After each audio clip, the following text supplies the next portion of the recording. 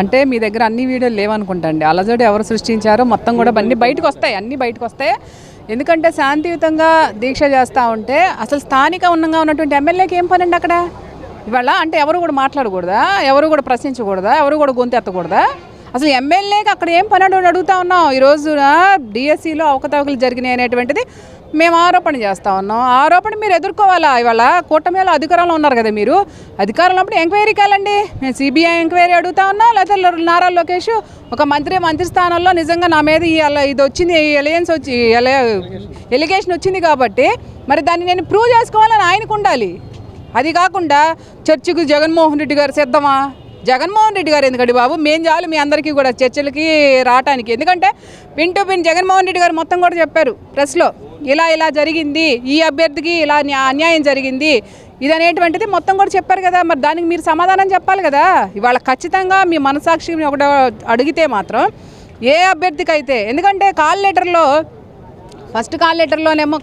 ఇచ్చినటువంటి ఫస్ట్ ఇది ఉంటుంది కదా, దానిలోనేమో ఒక పేరుండి సెకండ్ లిస్ట్లో ఇంకో పేరు రావడం ఏంటండి? ఇది దగాదా అని అడుగుతా ఉన్నాం. ఈరోజు దగా జరిగింది దాని మీద ఎంక్వైరీ వేయండి.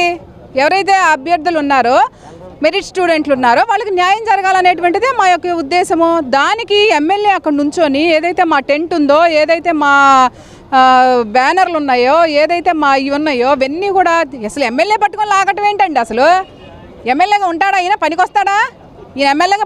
అని అడుగుతా ఉన్నావు. ఒక ఎమ్మెల్యే బాధ్యతగా ఇలా జరిగిందంటే దాని మీద నీ ఉన్నటువంటి పెద్దల్లో మీరు చర్చలు జరిపి పిల్లలకి న్యాయం చేయాలా, డిఎస్సి అభ్యర్థులకు న్యాయం చేయాలా. అది కాకుండా అసలు ఒక ఎమ్మెల్యే వచ్చి ప్రజా సమస్యలు బోలెడు ఉన్నాయి, వెళ్ళు రోజు డివిజన్లలో తిరుగు, ప్రజా సమస్యలు బోల్డ్ ఉన్నాయి, అవన్నీ పరిశీలించు. అంతేగాని శాంతియుతంగా ధర్నా చేస్తూ ఉంటే అక్కడికి వచ్చి అక్కడ ఉన్నటువంటి కార్యకర్తలు ఒక 100 మందిని కార్యకర్తలను వేసుకొచ్చి ఎందుకు నీకే పరిపాలన, నువ్వు అసలు ఎమ్మెల్యేగా పనికొస్తావా అని అడుగుతా ఉన్నావు.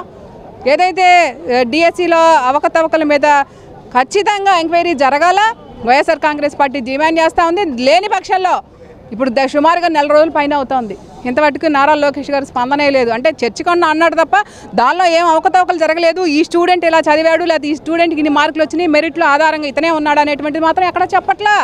డిఎస్సి మేము చర్చకి సిద్ధం, గత గవర్నమెంట్లో జరిగినటువంటి భూ కుంభకోణం కానీ లిక్కర్ స్కామ్ మీద చర్చకి సిద్ధం అంటారు. ఏమండి, టాపిక్ని డైవర్ట్ చేయొద్దు.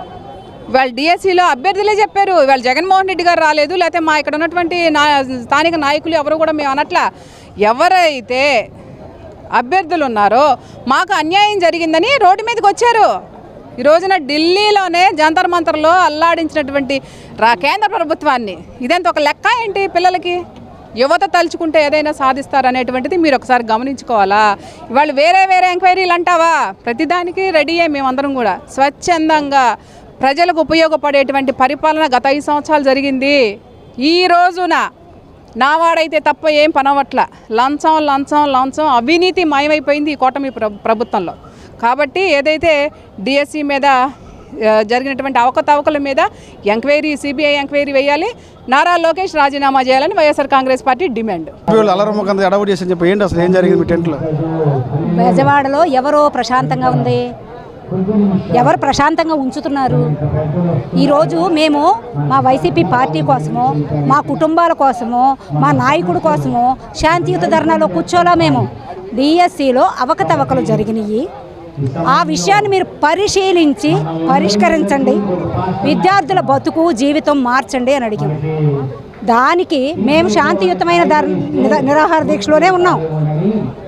ఈ నియోజకవర్గ ఎమ్మెల్యే బోండా ఉమా గారు రబడీ మోకలతో ఆడవాళ్ళు మగవాళ్ళు అని కూడా లేకుండా కోడిగుడ్లు, టమాటాలు, రాళ్ళు ఆయన కారులోనే పెట్టుకొని వచ్చి భయంకరంగా, ఇది నిజంగా రాజ్యాంగం ఉందా? రాజ్యాంగం ఉన్న రాజ్యమేనా? ఈ గవర్నమెంటు ఎందుకు ఈ ప్రజల్ని ఈ విధంగా చేస్తుంది? శాంతియుత ధర్నా చేసుకునే హక్కు మాకు లేదా? ఏ మనిషికైనా శాంతియుతంగా మాట్లాడే అవకాశము, హక్కు రాజ్యాంగం కల్పించింది. ఈ రాజ్యాంగాన్ని కూడా రౌడీ రాజ్యాంగంగా చేసే ఈ రౌడీ రాజ్యంలో మా అందరి మీద జరిగిన దాడి కళ్ళ కట్టినట్టు అందరూ చూస్తూనే ఉన్నారు. ఇది ఈ రాజ్యం, ఈ గవర్నమెంట్ చేసేది ఇది. కనుక దయచేసి ఎప్పటికి కూడా మేము ఏమడుగుతున్నామంటే నారా లోకేష్ రాజీనామా చేయాలి, డిఎస్సిలో జరిగిన అవకతవకలు బయటికి తేవాలి. వైసీపీ అల్లరమోకంత అడావుడి చేయడం వల్ల ఈరోజు ఇలా జరుగుతుంటారు. ఏం జరిగింది ఏం చెప్తారు మేడం? రాష్ట్ర వ్యాప్తంగా డిఎస్సిలో జరిగినటువంటి అక్రమాల మీద, యువతకి జరుగుతున్నటువంటి అన్యాయం మీద మాజీ ముఖ్యమంత్రి వర్యులు వైఎస్ జగన్మోహన్ రెడ్డి గారు ఈ రోజు నుంచి 4 రోజుల పాటు నిరాహార దీక్ష అనేది అనౌన్స్ చేయడం జరిగింది. రాష్ట్ర వ్యాప్తంగా యువత అంతా కూడా స్వచ్ఛందంగా కుటుంబాలతో కలిసి ఈ యొక్క కార్యక్రమాల్లో రాష్ట్ర వ్యాప్తంగా పాల్గొనడం జరిగింది. ఆ నేపథ్యంలోనే మరి సెంట్రల్ కాన్స్టిట్యున్సీలో మరి గౌరవనీయులు మాజీ ఎమ్మెల్యే మల్లాది విష్ణు గారు సైతం మరి వారి యొక్క ఇదితో యువతతో కలిసి మరి ఆయన ఈ యొక్క కార్యక్రమాన్ని ప్రారంభిస్తే ఇది చూడలేనటువంటి కూటమి ప్రభుత్వం, ముఖ్యంగా సెంట్రల్ నియోజకవర్గ ఎమ్మెల్యే బోండా ఉమా గారు, ఇది మీకు సంస్కారంతో కూడినటువంటి పడేనా అని చెప్పని మేము అడుగుతా ఉన్నాం. ఒక బ్రాహ్మణుడి మీద గుడ్లు వేసి ఏం సంపాదించుకోవాలని చెప్పని మీరు ఆశిస్తున్నారో మాకైతే అర్థం కానటువంటి పరిస్థితి. యావత్ బ్రాహ్మణ సమాజం మొత్తానికి కూడా మీరు క్షమాపణ చెప్పి తీరాలి మీరు. ఎందుకంటే సెంట్రల్ కాన్స్టిట్యున్సీలో బ్రాహ్మణ సామాజిక వర్గం యొక్క పవర్ ఏంటో కూడా మీకు తెలుసు. ఆ పవర్ని కూడా మీరు ఎంత ఉపయోగించుకున్నారో మొన్న ఎలక్షన్స్లో కూడా మీకు తెలుసు. కానీ ఒక వ్యక్తిని పర్సనల్గా ఇంత దారుణంగా, అంతేకాదు మీకు సంబంధించినటువంటి రౌడీ మూక ఆయన మీద ఎంత దారుణంగా మరి బస్టాప్ మీదకి ఎక్కి మరీ కూడా మరి చెయ్యకూడనటువంటి పనులు చేసి మరి మాజీ ఎమ్మెల్యే అన్న గౌరవం లేకుండా ఏ పార్టీలో ఉన్నా ముందు విలువలు అనేవి ముఖ్యమది గుర్తుపెట్టుకోండి. ఇంత హీనంగా ప్రవర్తించినటువంటి మీకు, మీ రౌడీ మూకకి, మీ రౌడీ కూటమికి ఖచ్చితంగా చెక్ పడే రోజులు మాత్రం దగ్గరలోనే ఉన్నాయని మాత్రం నేను ఖచ్చితంగా చెప్తా. దీని అంతటికీ కారణమైనటువంటి లోకేష్ గారు యావత్ రాష్ట్ర ప్రజలకి, అలాగే మీతో పాటు ఆయన కూడా బ్రాహ్మణ సమాజానికి అండ్ ఇంత దారుణంగా బిహేవ్ చేస్తున్నటువంటి యువత, భవిష్యత్తుకు అన్యాయం చేస్తున్నటువంటి యువతకి ఖచ్చితంగా క్షమాపణ చెప్పాలి, అలాగే రాజీనామా కూడా చేయాలని చెప్పని నేను డిమాండ్ చేస్తున్నాను. మెగా డిఎస్పీ కోసం మేము ధర్నా చేస్తున్నాం. ఎందుకంటే మా స్టూడెంట్స్కి కానీ విద్యార్థులకు కానీ అన్నీ చదువుకున్న తర్వాత కూడా ఉద్యోగాలు ఇవ్వకుండా ఉద్యోగాలు అమ్ముకొని నానా విధానంగా ఉంటే దానికోసమని మేము ధర్నా చేస్తున్నాం. మేము ధర్నా చేస్తుంటే ధర్నాకి ఏదైనా ఇబ్బంది అయితే, ప్రజలకు ఇబ్బంది అయితే పోలీస్ శాఖ చూసుకుంటారు, పోలీసు వాళ్ళు చూసుకుంటారు. వాళ్ళకి మేము పర్మిషన్ అడుక్కొని మేము మామూలుగానే కూర్చొని ఉన్నాము. 200 మంది 300 మందిని బోండా ఉమా గారు తీసుకొని వచ్చి మా మీదకు కోడిగుడ్లు వేయను, టమాటాలు వేయను, కర్రలతో కొట్టను, అలా నానా హింస పెట్టుకుంటూ చేసుకుంటూ ఉంటున్నారు. నారా లోకేష్ గారు, మీరు విద్యాశాఖ మంత్రి, మీకు విద్యా సంగతి తెలుసు అంటున్నారు. విద్యా సంగతి తెలిసినప్పుడు ఆ విద్యాశాఖ మంత్రి గారు తొందరగానే రాజీనామా చేయాలి. ఎందుకంటే ఆయనకి ఏం తెలుసు, మేము ఎలా కష్టపడి చదివించుకుంటున్నామో, ఏం చేసుకుంటున్నాం, చదివించుకోలేక పిల్లలు ఆటో డ్రైవర్లు అవి ఇవి అయిపోతూ ఉంటున్నారు. డ్రైవర్లు, కార్ డ్రైవర్లు, ఆటో డ్రైవర్లు, లారీ డ్రైవర్లు ఇవి అవుతున్నారు. మేము చదివించుకునే స్థావత మాకు లేక పిల్లలు అలా అయిపోతున్నారు. అలా అయిపోతుంటే అయ్యేది కాకుండా గంజాయికి అలవాటు పడిపోయి గంజాయికి అయితే పెంచుతున్నారు, గంజాయికి అయితే చేస్తున్నారు, అన్నీ చేస్తున్నారు. అవన్నీ మేమేం చేసామని మా మీదకు పోలీసు వాళ్ళు ఉసుగొలిపారు, మేమేం చేసామని మమ్మల్ని కొట్టారు, మేమేం చేసామని మా కోడిగుడ్లు వేశారు. మా సెంట్రల్ ఎమ్మెల్యే గారు, మాజీ ఎమ్మెల్యే గారు విష్ణు గారి మీద కూడా కోడిగుడ్లు కర్రలతో కొడతాం, టమాటాలతో కొడతాం. ఏం చేశారు? మేము తప్పు చేసామా? ఏదన్నా ఉంటే తప్పు ఉంటే వచ్చి పోలీసు వాళ్ళు చూసుకోవాలి. అంతేగాని బోండా ఉమా ఎవరు? అసలు ఆయనకి ఏం అవసరం, రావాల్సిన అవసరం ఏంటి? ఆయన జనాన్ని తీసుకొని రావాల్సిన అవసరం ఏంటి? అంటే నువ్వు జనం మీదకి తోలటాకి వాళ్ళని నువ్వు మేపుతున్నావా? వాళ్ళని పెంచుతున్నావా? నువ్వేం చేయాలి? నిరుద్యోగ భుక్తి కింద 3000 ఇస్తానన్నావు. ఇచ్చారా లేదా వాటి గురించి ఆలోచించు నువ్వు.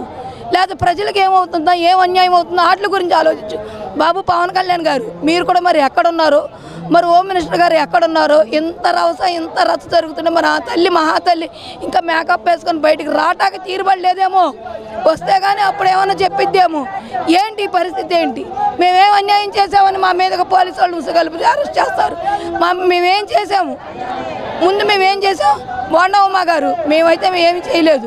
నువ్వెందుకు తీసుకొచ్చావు? వాళ్ళని దేనికి మేపుతున్నావు? నువ్వు పొట్టేళ్ళ మేపినట్టు మేపుతున్నావు. ఏంటి తన్నులాటకి మేపుతున్నావా? తగాదాలకు మేపుతున్నావా? వాళ్ళని నువ్వు ఇంట్లో వాళ్ళ మేపుతాం మానేసి పేదలకు పెడతాం మానేసి నీ చేతి కింద ఉండే వాళ్ళని మేపుతున్నావా? నువ్వు నీ ఇష్టం వచ్చినట్టు చేయటానికి అసలు నువ్వెవరివి? నువ్వు దేనికి రావాలి? ఏదన్నా ఉంటే పోలీసు వాళ్ళు చూసుకోవాలి, మేము చూసుకోవాలి, కూర్చున్న వాళ్ళు మేము చూసుకోవాలి, పోలీసు వాళ్ళు చూసుకోవాలి.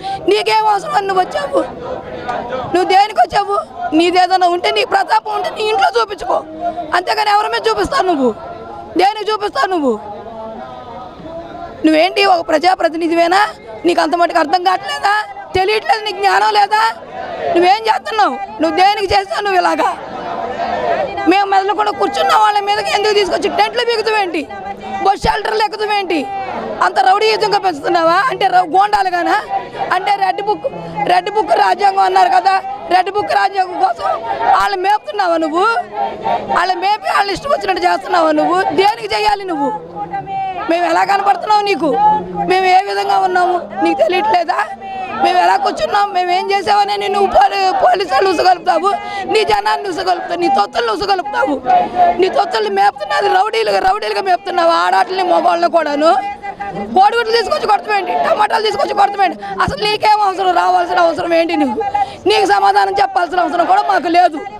ప్రశాంతంగా ఉన్న బెజవాడలో అలజడి సృష్టించడానికి వైసీపీ అనేది ఇదంతా చేసే ఉంటారు. ప్రశాంతంగా మేము ధర్నా చేసుకుంటూ వచ్చింది నువ్వా మేమా? మేము నీ దగ్గరికి వచ్చావా? నువ్వు మా దగ్గరికి వచ్చావా? నీకు అంత మటుకు అర్థం కావట్లేదా? కళ్ళు ఏమైనా మూసుకున్నావా నువ్వు? నీకు అంత మటుకు తెలియట్లేదు? ఎవరు వచ్చారు నీ దగ్గరికి? మేము వచ్చావా? ఇప్పుడు విజయవాడలో మేము రౌడీ రాజ్యం చేసావా? మేము ఉసుగలిపామా? మేము ఉసుగలిపితే నీ దగ్గరికి మేము వచ్చావా? నువ్వు మా దగ్గరికి వచ్చావా? నువ్వు దేనికి వచ్చావు మా దగ్గరికి? ఒక 200 మంది 300 మంది మేపుతున్నావా నువ్వు? అంత ప్రజల సొమ్ము అంతా కలిపి వాళ్ళకి మేపుతున్నావా నువ్వు? వాళ్ళ మేపు వాళ్ళని తీసుకొస్తున్నావా ఏంటి నువ్వు? రౌడీ యుజం చేసింది నువ్వా మేమా?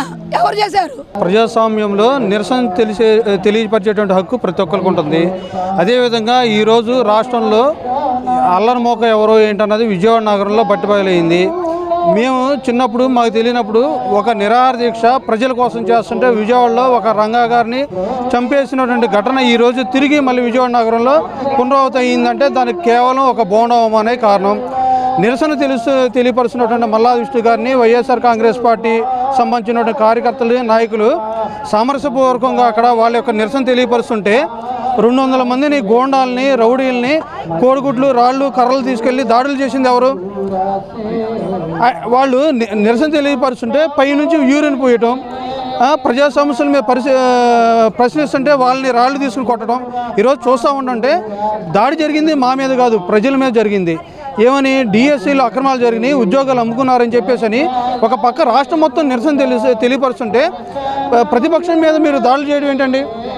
ఈరోజు తప్పు జరిగిందని చెప్పి అడుగుతున్నప్పుడు మీరు దాని మీద ఒక వైట్ పేపర్ రిలీజ్ చేయండి, ఇది జరిగిన విషయం అని చెప్పండి.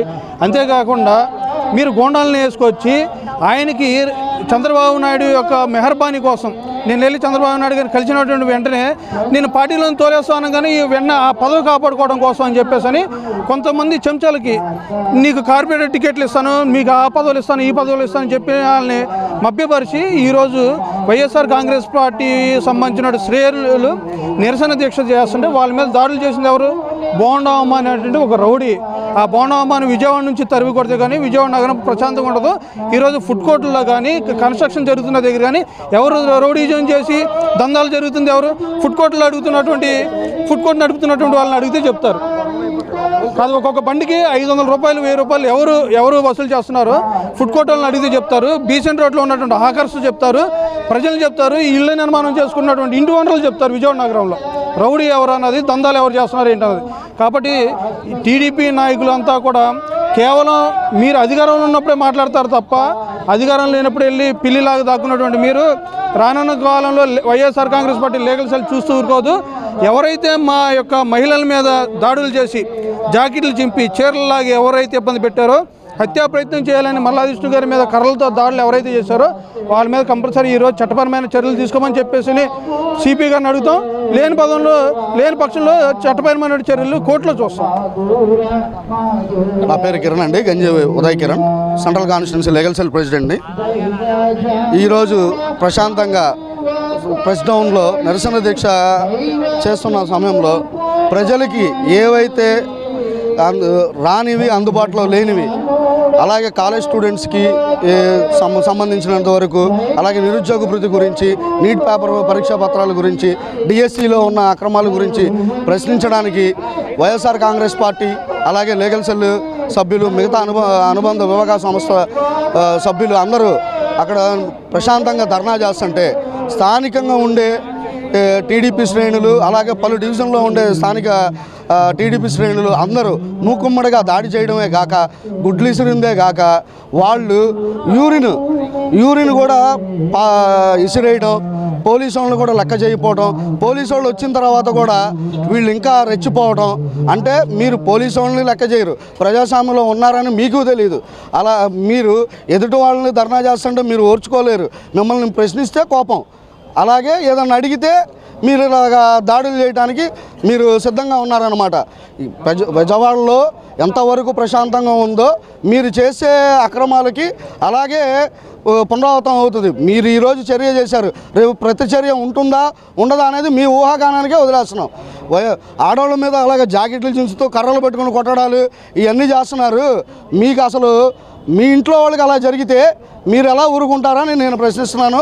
అలాగే లీగల్ సెల్ సభ్యుల పరంగా లీగల్ సెల్ సభ్యులు కూడా దీని మీద కంప్లైంట్ రిసీవ్ చేస్తున్నాము. దీన్ని పర్సీవ్ చేసి కంప్లైంట్ ఫైల్ చేస్తామని చెప్పి మనసుగా కోరుకుంటున్నాను. డిఎస్సి ఉద్యోగాల్లో అక్రమాలు జరిగినాయని స్వయంగా అభ్యర్థులు సాక్ష్యాధారాలతో వైఎస్ఆర్ కాంగ్రెస్ పార్టీ అధినేత జగన్మోహన్ రెడ్డి గారి దృష్టికి తీసుకొచ్చిన తర్వాత వైఎస్ఆర్ కాంగ్రెస్ పార్టీ ప్రజల పక్షాన ప్రజల గొంతుగ్గా వినిపించాలనే ఉద్దేశంతో ఈరోజు రాష్ట్ర వ్యాప్తంగా యువత విద్యార్థులతో రిలే నిరాదీక్ష చేస్తే ఈరోజు రాష్ట్రం అంతా కూడా ప్రశాంతంగా సాగుతుంటే ఈ విజయవాడ సెంట్రల్ నియోజకవర్గంలో మల్లాది విష్ణు గారి పైన చేసినటువంటి దాడి తెలుగుదేశం పార్టీ చూస్తూ ఉంటే వాళ్ళకి ప్రజాస్వామ్యం పట్ల ప్రజల హక్కుల పట్ల కూడా ఎటువంటి విశ్వాసం లేదనేది కూడా అర్థమవుతుంది. ఈరోజు ప్రజాస్వామ్యబద్ధంగా వాళ్ళు దానికి సమాధానం చెప్పాలి. వైఎస్ఆర్ కాంగ్రెస్ పార్టీ డిమాండ్ చేసినటువంటి సిబిఐ ఎంక్వైరీ వేయాలి. అవకతవకలు జరగలేదని చెప్పి వాళ్ళు నిరూపించుకోవాల్సినటువంటి అవసరం ఉన్నటువంటి అధికార పార్టీ ఈరోజు దౌర్జన్యం ద్వారా గోండాయిజం ద్వారా మేము అక్రమాలు చేశాము, మీరేం చేస్తారో చేసుకోండి అన్నట్టుగా ఈరోజు కూటమి ప్రభుత్వం వ్యవహరించినటువంటి తీరు కనపడతా ఉంది. వాళ్ళకి చేతనైతే సిబిఐ ఎంక్వైరీ వేయాలి. ఎంక్వైరీ జరుగుతున్న సమయంలో మేము అడుగుతున్నట్టుగా విద్యాశాఖ మంత్రి నారా లోకేష్ రాజీనామా చేసి ఎంక్వైరీకి సహకరించి అభ్యర్థులకు సమాధానం చెప్పాల్సినటువంటి బాధ్యత ఉన్నటువంటి కూటమి ప్రభుత్వం ఏంటి దౌర్జన్యం ఏంటి ప్రజాస్వామ్యం గొంతు నొక్కేటువంటి పరిస్థితుల్ని మేము ఎట్టి పరిస్థితుల్లో కూడా క్షమించే పరిస్థితి లేదు. మీరు ఎన్ని దాడులు చేసినా కూడా అభ్యర్థుల పట్ల డిఎస్సి ఉద్యోగాల్లో జరిగినటువంటి అక్రమాల పట్ల మేము నిరంతరం గొంతుగా వినిపిస్తూనే ఉంటామని చెప్పి ఈ సందర్భంగా కూడా తెలియజేస్తాం. ప్రశాంతంగా ఉన్న బెజవాడలో వైసీపీ అలరమ్మకి రకం చేసి చెప్తారు టీడీపీ వాళ్ళు. నిజంగా ప్రశాంతంగా ఉన్న బెజవాడలో వైసీపీ అలరమ్మకి అడగబడి చేస్తుంది అంటారు. ప్రశాంతంగా ఉన్న విజయవాడలో వైసీపీ నేతలు అలరమొగలు వచ్చి గొడవ చేశారు. ఎవరి దగ్గరకు వచ్చి చేశారు? వైసీపీ శిబిరం డిఎస్సిలో అవకతవకలు జరిగింది, సిబిఐ దర్యాప్తు చెప్పాలని చెప్పేసి సాంప్రదాయంగా మైకులు లేకుండా నిరసన తెలియజేస్తుంటే అక్కడికి 100 మంది రౌడీ షీటర్లతో గూండాలతో నువ్వు ర్యాలీగా బైకులతో వచ్చిన వాళ్ళు తెలుగుదేశం పార్టీ వాళ్ళు వచ్చి సామరస్యంగా రావడమే షామేని పీకేసి ఏదైతే ఉన్నాయో మొత్తం కర్రలతో దాడులు చేసి ఆడవాళ్ళని కూడా చూడండి చీరలు లాగి గుడ్డులతో కొట్టి నానా బీభత్సం చేసింది నువ్వు. నీ ప్రదేశంలోకి రాలా, మేము సామరస్యంగా పోలీస్ పర్మిషన్ తీసుకుని ఒక చోట కూర్చుంటే నువ్వు వచ్చి నువ్వేం చేస్తావు? ఆఖరికి పోలీసు వాళ్ళు చొక్కా పట్టుకున్న లాగే స్థితి వస్తుంటే పోలీసులు అలాగా చూస్తూ ఉన్నారు తప్ప, సోద్యం చూస్తున్నారు తప్ప కనీసం రక్షణ కల్పించలేకపోయారు. ఈ రోజుని ఎలా పడితే అలా దాడి చేశారు. మేము వెళ్ళిపోయేదాకా పోలీసులు మమ్మల్ని అరెస్ట్ చేసి బయటికి తీసుకొచ్చేదాకా వాళ్ళు కదలలేదంటే 10:30కు మొదలైన రౌడీయిజం ఈరోజు తెలుగుదేశం ప్రభుత్వం రౌడీయిజం ఏంటనేది గుండాయిజం ఏంటనేది చూపించింది. 20 సంవత్సరాల్లో ఎప్పుడు నిరసన దీక్షలు చేసినా నిరసన కార్యక్రమాలు చేసినా సామరస్యంగా వైఎస్ఆర్ కాంగ్రెస్ పార్టీ ప్రభుత్వంలో 5 సంవత్సరాల్లో ఏ రోజు నిరసన చేసిన తెలుగుదేశం వాళ్ళ మీద ఎప్పుడైనా దాడులు చేశారా? ఈరోజు మీరు నిరసన చేసి కుర్చీలు చూస్తుంటే మీరు వీడియోలు చూసుకోండి. మీరు చేసిన దాడి ఒక దౌర్జన్యం, ఒక ప్రజాప్రతినిధి అయ్యండి తెలుగుదేశం వాళ్ళంతా గూడుమ్మడికి జెండాలతో కొట్టి మూత్రం బాటిల్లో పట్టి పోసే దుస్థితికి వచ్చారంటే మిమ్మల్ని ఏమనుకోవాలి? మీరు ఆఖరికి సామరస్యంగా చేసేదాన్ని మీరు ఓర్చుకోలేక మీ తెలుగుదేశం ప్రభుత్వం మీద అందరూ ఇది చేస్తున్నారు, ప్రజలందరూ ఇబ్బంది పడుతున్నారని తెలిసి ఈ రోజున అది నిరాదీక్షలు చేయకూడదు, ప్రజల పక్షాన్ని వైఎస్ఆర్సీపీ నిలబడకూడదని మీరు దడిపిద్దాం అనుకోండి. మీరు ఎంతైతే దడిపిస్తారో వైఎస్ఆర్ కాంగ్రెస్ పార్టీ కార్యకర్తలు నాయకులు ఇంకా పటిష్టమై ఇంకా గట్టిగా నిలబడి ఏదైనా ప్రజలు వాణి వినిపించడానికి సిద్ధంగా ఉన్నామని చెప్పి తెలియజేస్తున్నాం. శాంతియుతంగా రాజ్యాంగబద్ధంగా నిరసన తెలియజేస్తూ నిరాహార దీక్ష చేద్దామని మా వాళ్ళు శిబిరానికి చేరితే కోడిగుడ్లతో వీళ్ళకి ఎలాగో నిరాహార దీక్షలు చేస్తున్నప్పుడు దాడులు చేయడం మనం గతంలో చూసాం 80ల్లో. మళ్ళీ ఆ సంస్కృతిని తీసుకొచ్చి విజయవాడలో శాంతి భద్రతల్ని ఈ విధంగా తయారు చేసి అల్లర్లు సృష్టించి గొడవలు సృష్టించి ప్రజల్ని భయభ్రాంతులు చేసే విధంగా ప్రభుత్వానికి వ్యతిరేకంగా ఎవరూ మాట్లాడకూడదు, ఏ తప్పు జరిగినా కూడా నోరు మూసుకుని ఉండాలి అనే పద్ధతిలో ఈ ప్రభుత్వం వ్యవహరిస్తుంది. కేంద్ర మంత్రే విద్యార్థులు ధర్నా చేస్తే రాజీనామా చేశారు. అలాగే ఎవిడెన్స్తో సహా జగన్మోహన్ రెడ్డి గారు టీవీల్లో మీడియాకి చెప్పి ఆధారాలు చూపిస్తూ డిఎస్సిలో అవినీతి జరిగింది, సరైన అభ్యర్థులకి సెలక్షన్లో నియామకాలు జరగలేదు అని చెప్పి గుర్తించి పార్టీ రాష్ట్ర వ్యాప్తంగా నిరసన కార్యక్రమం తెలియజేస్తే కేవలం విజయవాడలోనే నిరసన చేస్తున్న విజయవాడ వైఎస్ఆర్సీపీ కార్యకర్తలపైన, సెంట్రల్ నియోజకవర్గం నాయకుడిపైన, మల్లాది విష్ణు గారిపైన ఇంకో విషయం, ఇంకా దుర్మార్గమైన విషయం ఏంటంటే బ్రాహ్మణుడిగా ఉన్న ఆయన ఉల్లిపాయలు కూడా వెల్లుల్లి కూడా దగ్గర రానివ్వరు. అటువంటి వ్యక్తుల మీద, అటువంటి నాయకుల మీద కోడిగుడ్లతో టమాటాలతో దాడులు చేసి వాళ్ళని అవమానించడం జరిగింది, బ్రాహ్మణ్యాన్ని అవమానించడం జరిగింది, ప్రజలను అవమానించడం జరిగింది. దీన్ని మేము తీవ్రంగా ఖండిస్తున్నాం. పోలీసులు కూడా కంప్లైంట్ చేస్తామని ఈ విధంగా తెలియజేసుకుంటాం.